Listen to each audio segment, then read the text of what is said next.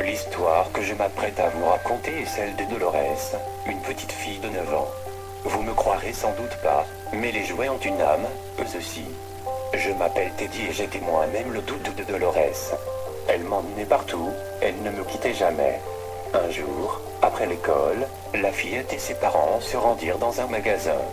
Comme d'habitude, je l'accompagnais dans son cartable. Elle se prit tout de suite d'affection pour une jolie poupée blonde. Sa belle robe à volants rouges et blanches était composée de rubans et de boutons par dizaines et ses cheveux étaient reliés en une longue tresse. Cette poupée était charmante, mais elle avait quelque chose d'étrange. Son regard paraissait triste et les deux doigts levés de sa main droite m'intriguaient. Dès le premier coup d'œil, je sus que Dolores allait l'acheter. Elle le fit effectivement. Mais, quand ses parents arrivèrent à la caisse du magasin, le vendeur avertit la fillette que peu importe l'endroit où elle se trouverait, elle devrait toujours avoir sa poupée avec elle et qu'il ne fallait en aucun cas la laisser seule. Et la petite fille emmena toujours son nouveau jouet avec elle. Quand elle allait à l'école, elle mettait sa poupée dans son cartable, me laissant à la maison. Quand elle allait se coucher, elle la gardait auprès d'elle, dans ses bras. Mais, un soir, ce qui devait arriver arriva. Elle oublia de la monter à l'étage.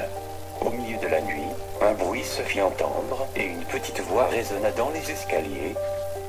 Tu m'as oublié, Dolores. Je suis là. Je monte la première marche. Je monte la deuxième marche. Bientôt, nous entendîmes la voix dire « Je monte la dernière marche.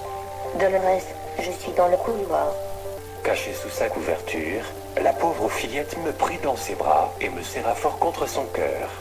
Elle avait peur et une larme coula sur sa joue quand la poupée dit « Dolores, je suis derrière ta porte. » Le lendemain matin, les parents de la petite fille la découvrirent décapitée et rendirent immédiatement la poupée diabolique et moi-même au magasin de jouets, effrayé. Quelques mois plus tard, une enfant entra dans le magasin et acheta une jolie poupée blonde.